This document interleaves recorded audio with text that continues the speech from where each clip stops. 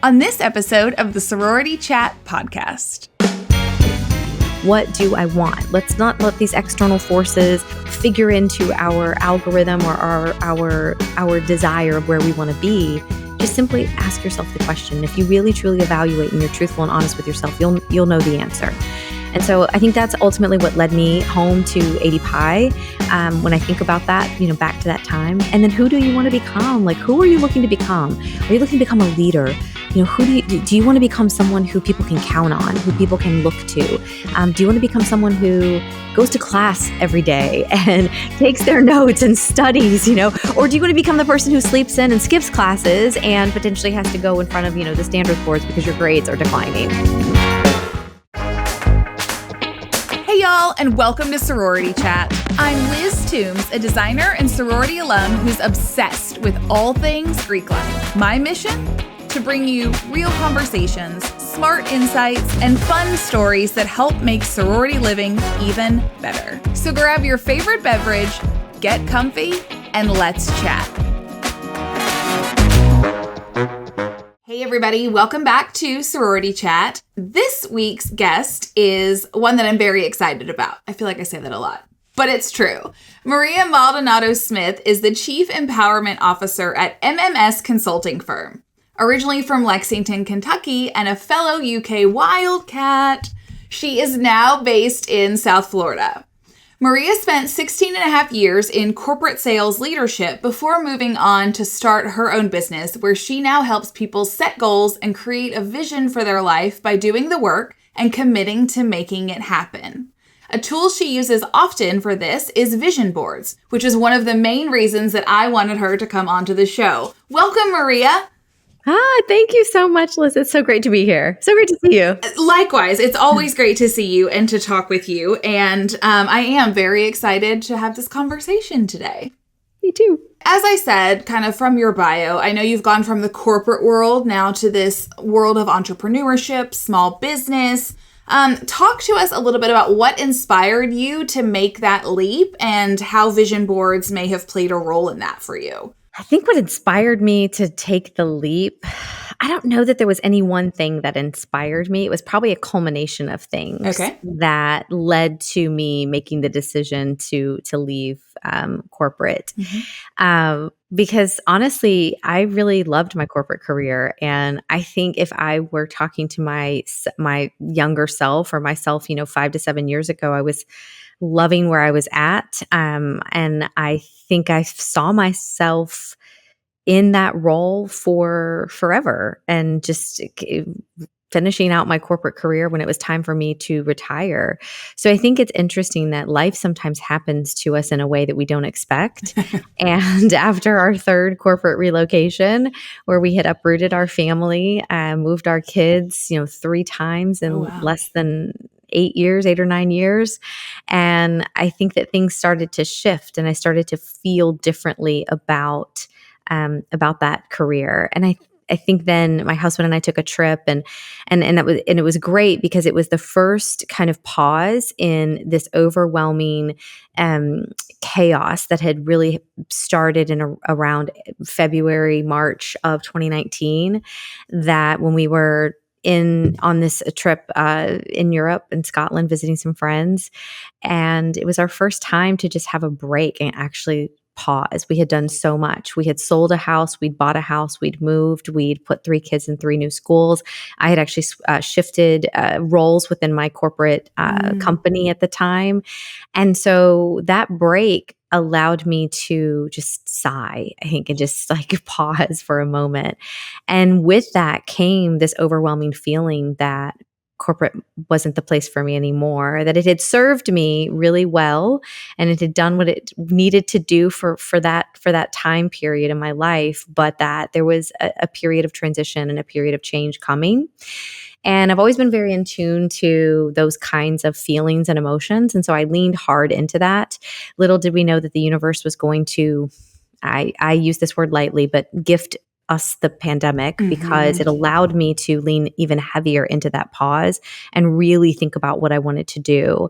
So I would say that maybe that was the moment in 2019 was kind of like the moment I knew, or that shift, but I wasn't incredibly clear on what I wanted to do. I just knew that it was probably time for me to start thinking about a shift or thinking about a change.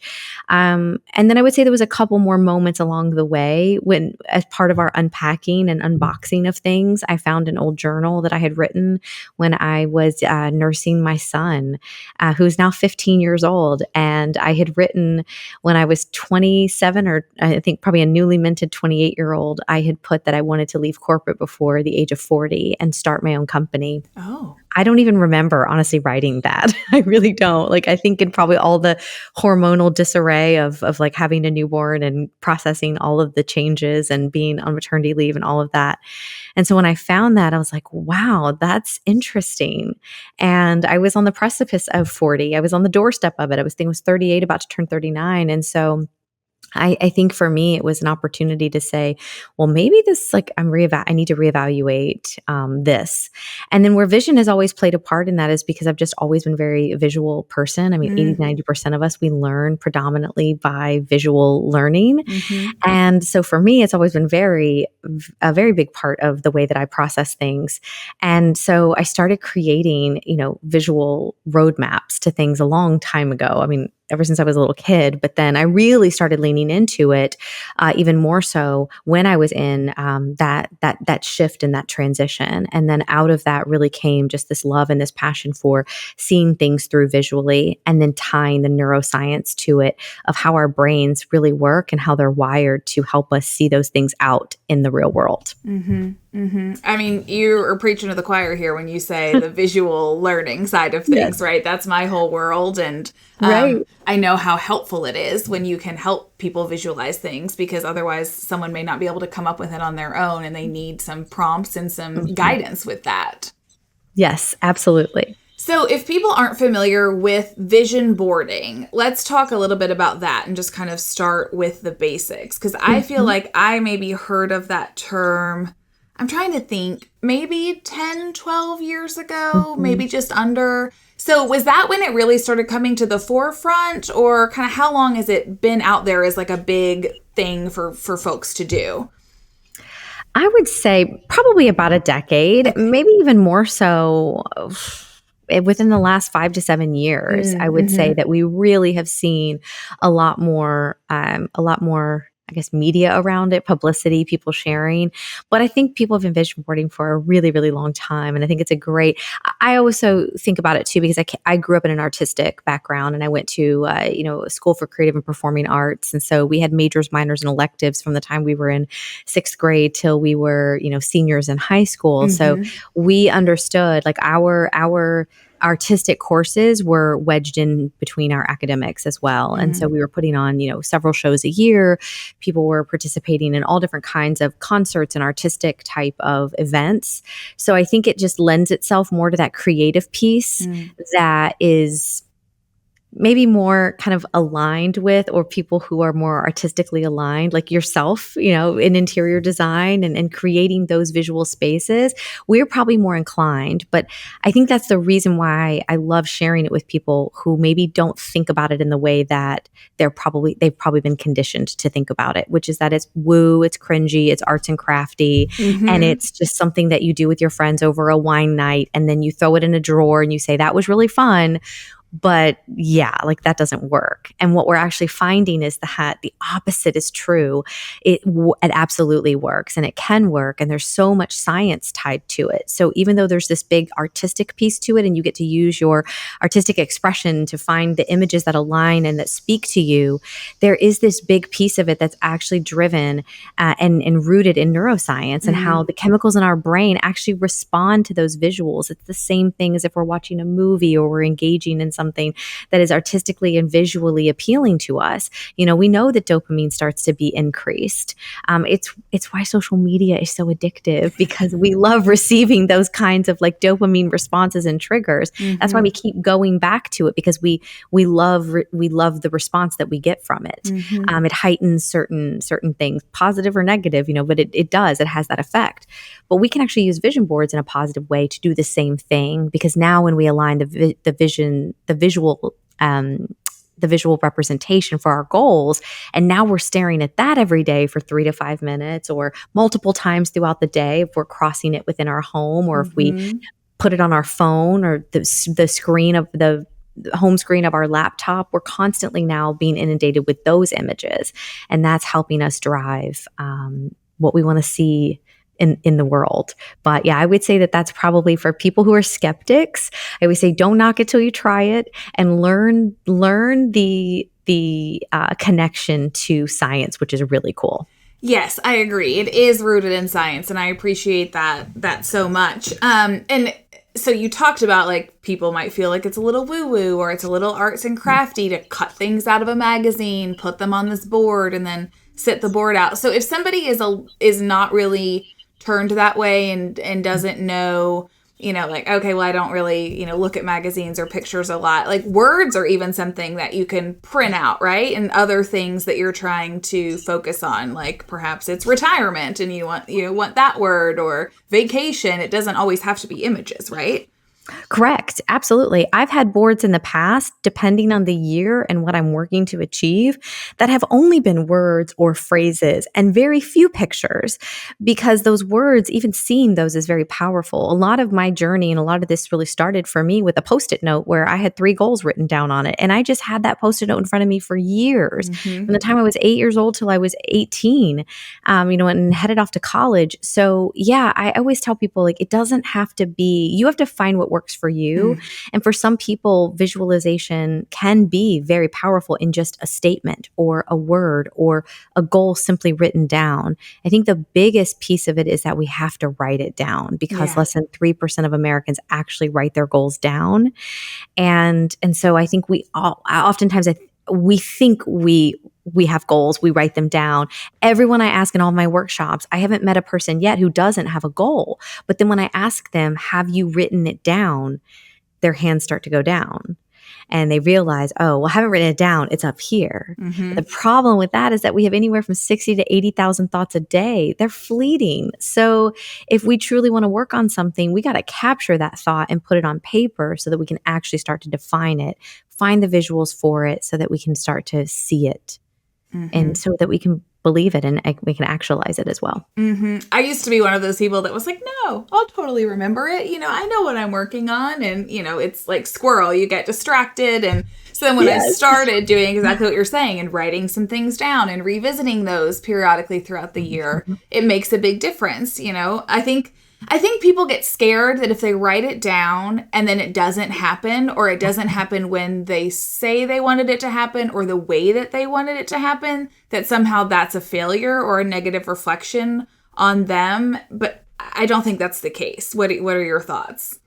Well, you're 100% right in the sentiment. That's exactly, it's actually been studied. We have looked at the reason why people won't set goals or why they abandon their New Year's resolutions. And so much of what you just said is exactly why people give up, because we realize that comfort is something that we really like. And our brain tells us, our brain really wants to make us comfortable, because we've already had to, just going from like birth to, toddlerhood into childhood, we've created and built so many neural pathways and neural networks within our brain that our body kind of gets to a point, or our mind gets to a point where we're like, well, we want to take a break. Like, I want to be comfortable. And so if you tell me that you don't really want to do this, like your heart's not really in it, like I'm going to find all the reasons. I'm going to convince you. Like, it's a really good salesperson, and it just goes to work inside of us to say, like, yep, you should not get up and work out because it's going to be cold. It's going to be uncomfortable. Your shoes and socks might get wet if you're running outside and it's snowy or whatnot. Thankfully in South Florida, we don't have those issues, but we do have a lot of rain come summertime. So there's all these different excuses, and we start to tell ourselves that. And then we build up this lie that's like, oh, that's right. That's why I don't want to do this, because like, oh my gosh, there's just so many the roadblocks in the way that it's too hard. The problem is that then we get to the end of our life, or we get to a certain point in our life and we think, you know what, but I'm holding myself back because I've been lying to myself so much that I'm holding myself back and I'm not actually accomplishing the goals that I really want to achieve. So fear of failure is a huge aspect of why we don't write things down. And then we also just make the goal really big. And so we overwhelm ourselves. We make it so broad that we we don't understand exactly what it is that we're working towards. You are right. So a lot of our listeners are in college, or they are folks that support college students, specifically in the sorority space. And I know that you recently went to Alpha Delta Pi's, was it convention or? Yeah, it was their academy. So their leadership academy. Yes. Yes. And so you spoke on creating a vision for your life and, how that could serve you well post-college. So let's talk a little bit about that and just some of your tips for somebody in college who's like, the world's their oyster.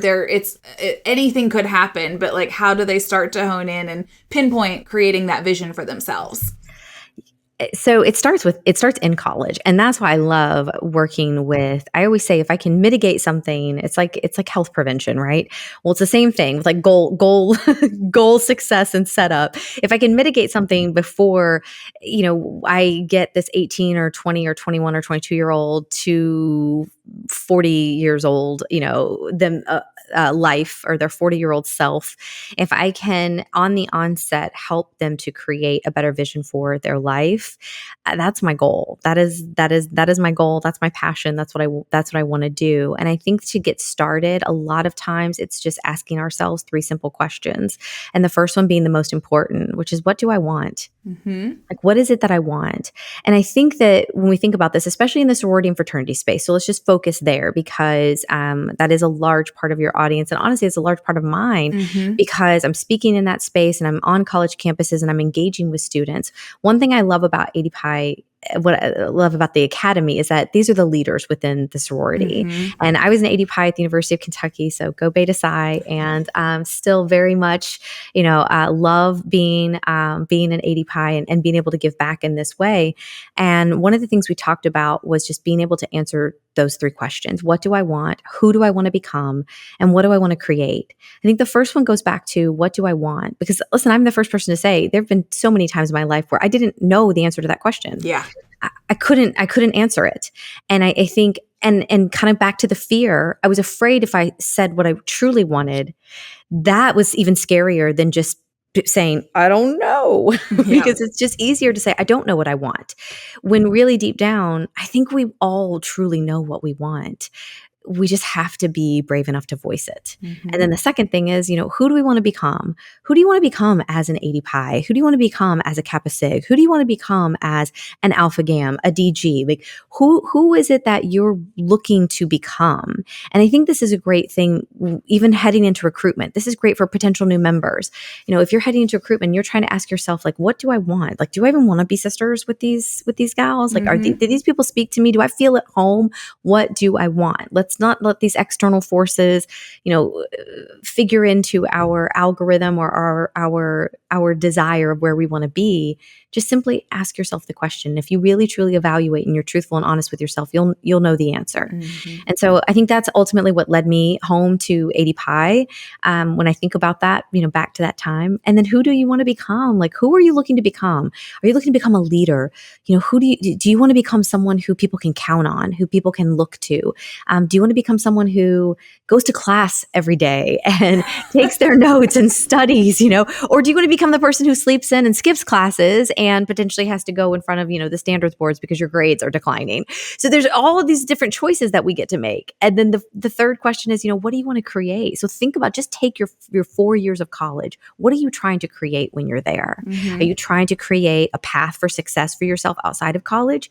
Or are you just trying to have the most fun you possibly can have? And listen, your answer is your answer. There's really no right or wrong as far as I'm concerned. It's like, you do you. But, if your answer is, I just want to create the most fun environment and like party and throw down and have a great time, okay, then that's what you want. But own it, put it down on paper, write it down, and then follow that path. I don't know if parents would appreciate me saying that, but so that's really where I would start. I think it is beneficial, though, that you're saying that, and parents can appreciate it, because a lot of times I feel like students maybe go on to the next step from high school to go to college because that's what mom and dad said to do, or because that's just what they think is the next logical thing, and they may not know where they're going with it or what they're wanting to do. And there's a lot of pressure to select a major and start to hone in on where you want to go with your life. And so doing activities like this can help them start to hone in on like, okay, who do I want to be? What do I want to do? And if it changes, so be it. But at least you're attempting. It's like taking an internship for a job. If you don't do that, you may not know until you've graduated with the degree that you don't like this job at all. You don't want to do this profession. And then Lord help, you've spent 4+ years learning how to do it. But if you can take some time along the way to get experience, you could catch yourself and course correct if needed, or get confidence that, yes, this is the right path for me. 100%, 100%. And you hear stories of all the time. Because of interior design, I kind of was, as soon as you said that, I actually thought of Joanna Gaines, because she shares this story about how she was broadcast journalism and thought like, I'm going to be on TV. I want to be either behind the scenes producer, whatever. I mean, she shared her story and I'm a loyal subscriber of Magnolia. So, but I love that she tells this story because she actually had interned in New York at NBC and realized that she hated it, that this was not the place she wanted to be. She did not want to live in New York. She did not want to do that. So she changed her mind had she not taken that opportunity. But here's the thing, had she not gone down that path to figure that out, then yeah, exactly. Like, but she embraced the pivot. She embraced the change and said, this is now what I want to go do.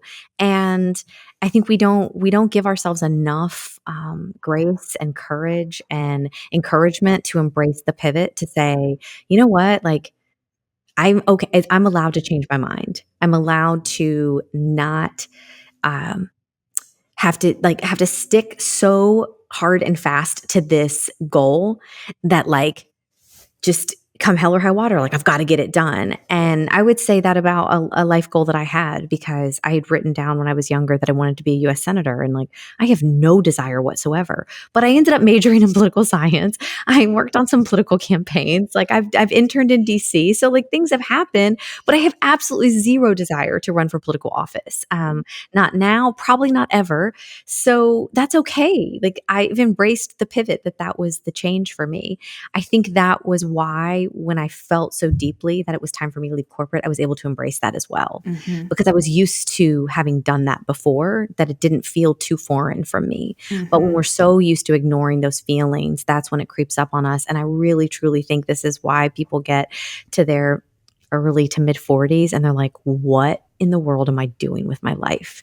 Because they've ignored all the signs along the way, or they haven't built a personal life that has complemented their professional life. And so they've been all work and no play.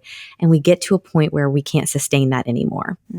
Yeah, you're exactly right. And I think we're also conditioned that once you start down a path, you have to stick to it. It's considered a failure or a negative thing if you change your mind or you go into a different space, and people don't understand that. And I think people like you are helping to shift that conversation and that mindset. And we're all starting to get a little bit more open to like, okay, we don't have to be so grippy with what we thought was going to happen and just hold on for dear life. We can make some different decisions and, just like you said, pivot and enjoy the life that we're creating along the way.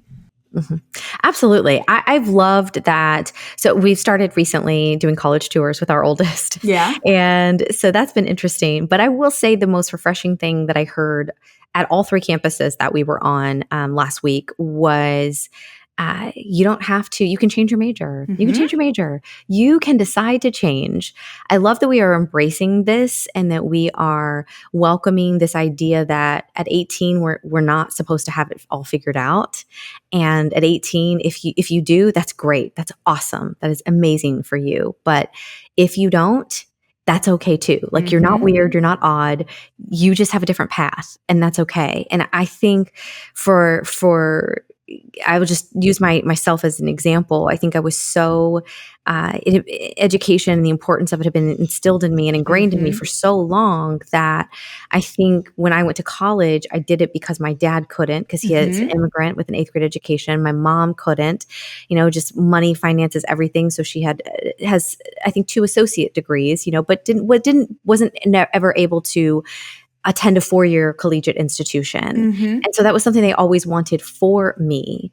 And so I think because of that, there's a lot of pressure, be the first in your family to graduate college, do all of that stuff. And so there's a lot of pressure there. But then I think there was also the pressure to just know and to have everything all the answers and have it figured out. And what I quickly found was that I didn't. And so I went into school on a scholarship for vocal performance, and 2.5 years in, found myself not loving, not even liking singing anymore at all. Like I just was like, if I never sing again, at one point, that's kind of how I felt. Ironically, singing is what took me to the Miss America stage, and it's what, helped me advance through other opportunities, since. But I think if I'd had it to do over again, and I try not to live my life with any regret, but I do look at that now and I think, gosh, if I at 18 had asked myself, what do I want?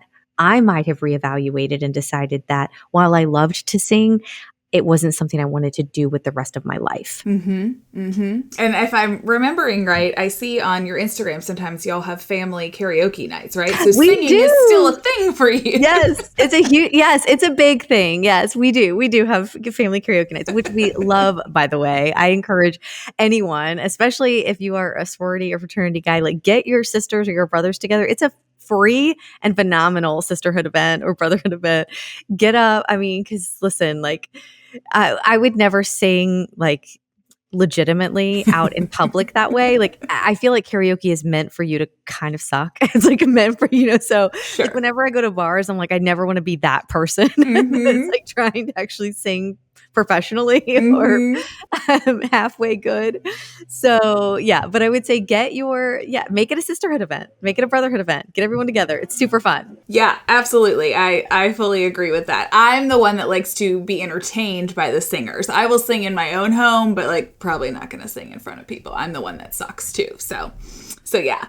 Okay, so you touched a little bit on Miss America. We hadn't really talked about that yet. You were Miss Kentucky. At one point competed in Miss America. Talk about how that experience like shaped your confidence, maybe informed your leadership style and kind of led you to where you are today, because I'm sure there's a lot of pressure to perform there too. So just talk a little bit about what that was like for you. Competing was amazing. I really enjoyed it. I competed all 4 years of college.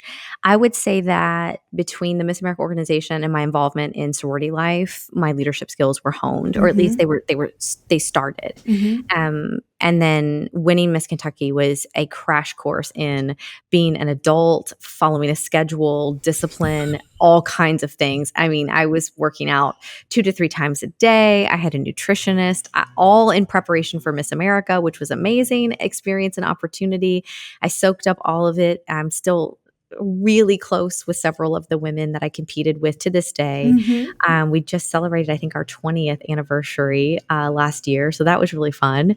And yeah, I would say that it just taught me a few things. I would say the key leadership things that it taught me were, one, that if I want something done, I like go after it. Go after it. Like no one's going to come and save you and do it for you. Like go out there and do it. Like it really truly starts with you. I talk about that a lot with college gals as well. It starts with you. So if you want something, then own it, like claim it, but go after it.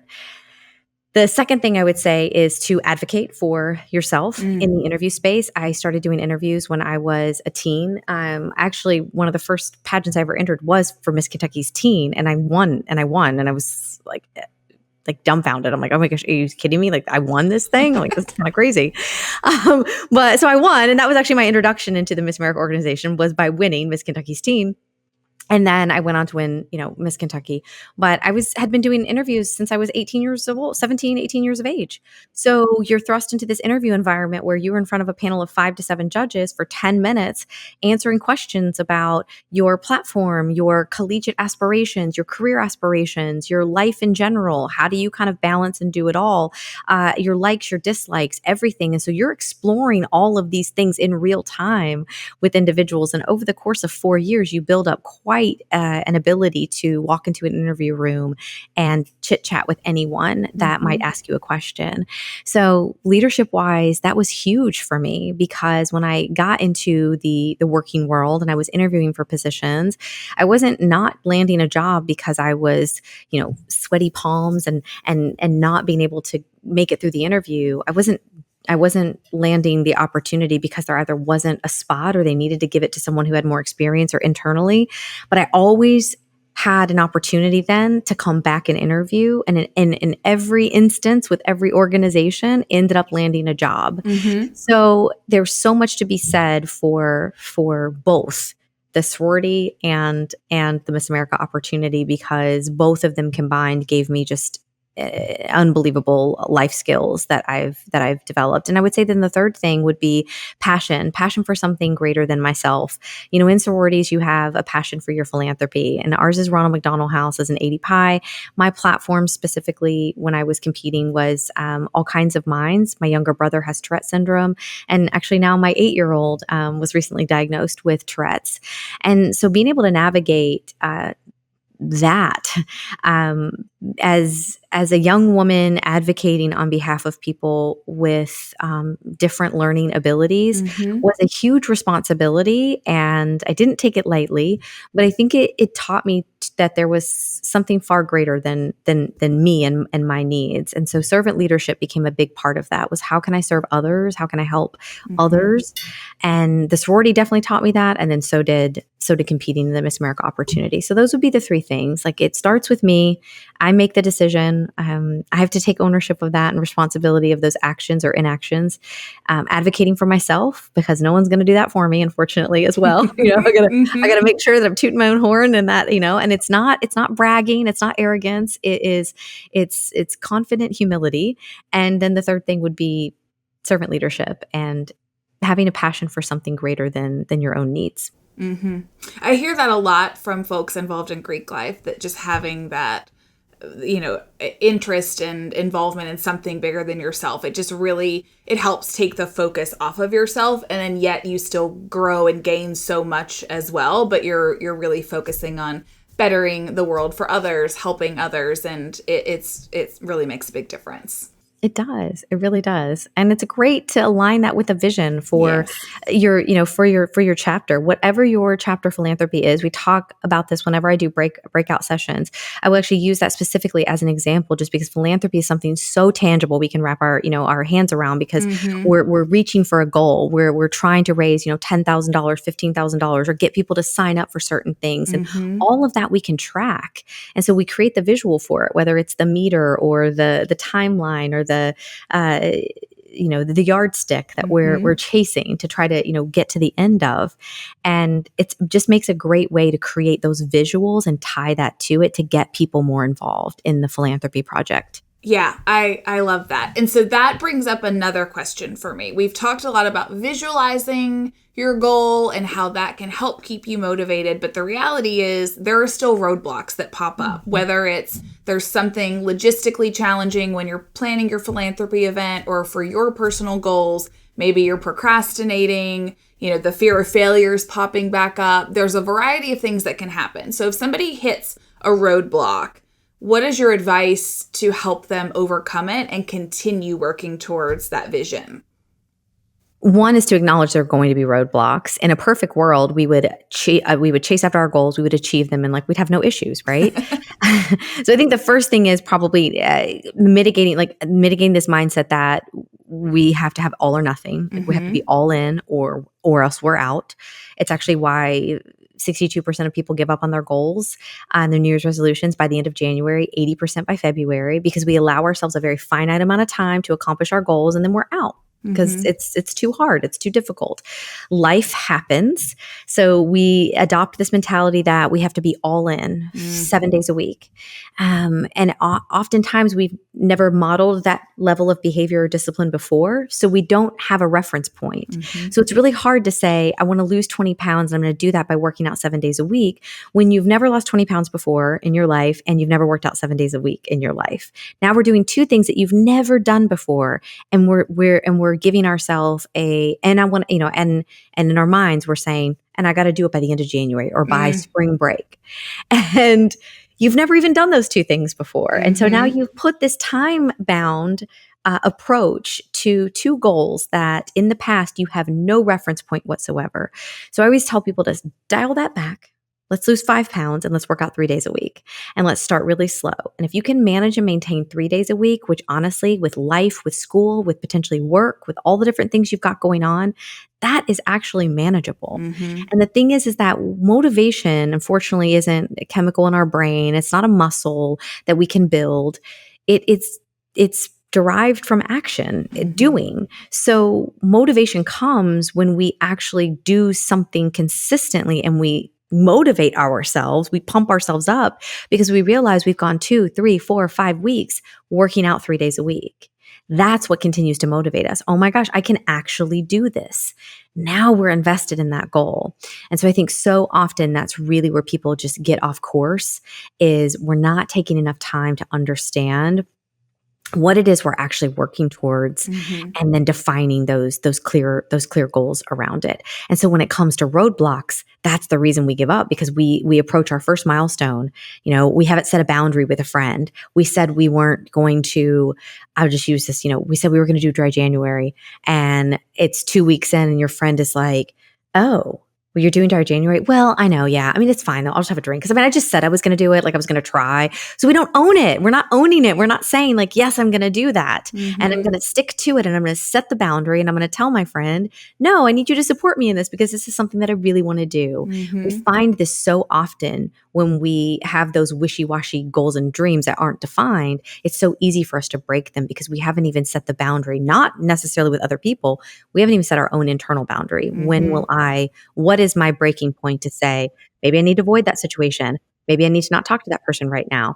Maybe I need to stay in so that because I'm in that tender spot where I'm still very impressionable. And so I might break and drink. And then I'm going to feel really upset with myself because I didn't follow through on that goal. And now we start to attach that negative thought system and pattern to every goal that we have. Well, the reason I couldn't lose 20 pounds is because, I mean, I couldn't even stop drinking for a month. Well, the reason that I can't run that marathon is because, like, I mean, I couldn't even run for like 3 days in a row, in a week's time. And so our brain, like I said, it's very comfortable. It loves to tell us what we want to hear. So our brain's like, you're right. You're so not like those goals are just so not for you. And we convince ourselves that we're better off just not following through on them. Yep, you're right. We can kind of trick ourselves a little bit, I think. Yes, for sure. Right. You have done a number of vision boarding workshops with folks over the years and even, collegiate chapters. Is there one success story that stands out to you that you could share with us? I actually have one from recently. Oh, good. Yes, I was just in DC and Baltimore a couple weeks ago, and I did a workshop on Capitol Hill back in 2023. And 2 of the participants in my workshop, so mind you, we had spent all day talking through everything from business etiquette to setting boundaries to procrastination to team building. So like we had like gone through everything. And then this amazing group of individuals then goes through like a 65-page workbook and writes out all their goals and dreams. So like I just poured on the content that day because we had a small amount of time in which we could get things accomplished. Well, 2 of the individuals at this workshop, they knew each other. They did know each other, but they didn't really know each other in that way, if you're getting my drift. So, but they both put on their boards that they wanted to find a partner. They wanted to get married. That they were looking for someone to start their life with. And so fast forward, and 2 weeks ago, I was in DC and I sat down to a few drinks with them in Navy Yard, and they are now married to each other. They got engaged. They started dating. They got engaged. They got married. And actually, Elizabeth, the wife, was sharing with me her vision board from that event, which honestly, I took so many pictures that day. You know, you work with so many groups and so many people, you're like, oh, it's just not that it all becomes one more, but this is why I always take pictures of things because then I'm looking back at the pictures from that day and looking at her board. She had a picture of Charleston on there because she just loved the picture and she loves Charleston. She got engaged in Charleston. She had a picture of a boat because she said that in Italy, she had she had found the word Italy on there. And so she had said she wanted to get married in Italy and wanted to have like a big boat party, both of which happened. So they got married in Italy. They hosted their family and friends that came to the wedding on a boat party. I'm trying to think what else had happened. I mean, it was literally, they were like down to certain aesthetics within her wedding and the theme of that. And there's a couple of other life things on there still that have yet to happen.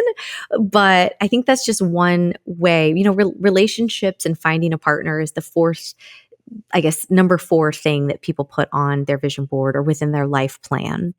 Health and wellness is number 1. Financial freedom is 2. Travel is 3. Closely tied or with that interpersonal relationship or finding a partner. And so it's very important because when we think about our goals, that is a goal in life, is to find someone who we can share our life with and who we can then continue to create a vision with. So Max and Elizabeth are just the cutest, and I'm so excited for them and happy for them because I think the next phase and the next step for them is just going to reveal even more. And yeah, I think there were job changes that they put on there. They're both in new jobs and new roles, loving them. So I think that's the power of what it can do. And I'm also really pumped that I decided to reach out to them and let them know I was going to be in DC because I think they shared the biggest surprise, or not surprise, but like the biggest just, oh my goodness, this process works. It works for so many things. Yeah, I'd say that's a huge success story. I mean, that's like a beacon, like, right? The ultimate there. Right. Yeah. So I don't know that I can add matchmaker to my to my resume, but I mean, loosely. If it happens twice, I think that starts to mean it's a pattern. So then you could add matchmaker to your repertoire. I love it. That's hilarious. Well, Maria, thank you so much for sharing all of this today. If people want to learn more about your talks, vision boarding, or just connect with you, what is the best way for them to do that? The best way is my website, so MMSconsultingfirm.com. So I'll repeat that, sorry, because I know I can fly through that sometimes, but it stands for Maria Maldonado Smith. It's just MMSconsultingfirm.com. That's my website. I'm most active on Instagram and LinkedIn. Okay. So that's where I will cross-post a lot on those 2 platforms. And then shoot me an email. DM me, shoot me an email, maria@MMSconsultingfirm.com. If you want to book me for your college campus, for your company, for an event, a keynote, whatever. I love entertaining all of those opportunities and having those discussions and conversations. But the best place for people to kind of find me and learn a little bit more about me and the work I do would be my website. And folks, if you didn't catch all of that or have a chance to write it down, we will have Maria Maldonado Smith's contact information in the show notes for today's episodes. And so it'll all be linked there for you. So thank you so much, Maria. This was a great conversation, and I know people are going to get a lot from what you had to share. Well, thank you so much for having me. I really appreciate it. Thanks.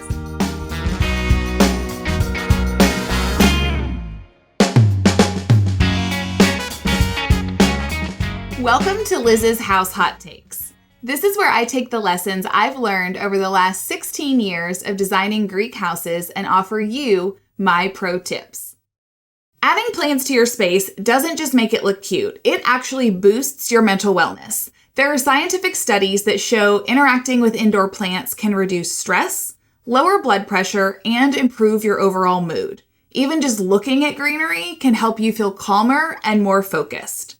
So whether you go for a trendy fiddly fig or a low-maintenance succulent, adding a plant, or 3, to your sorority space is self-care with leaves. Thanks for listening to another House Hot Take. For more inspiration, check out the PDR Interiors Instagram or TikTok. I'm Liz Toombs, and this is the Sorority Chat podcast. Catch you next time.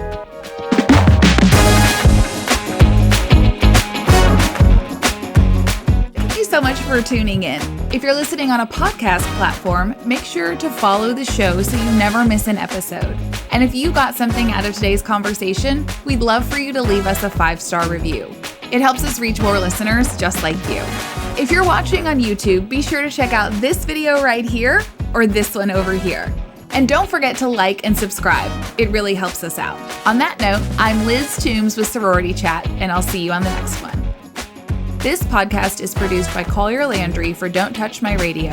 Copyright Liz Toombs.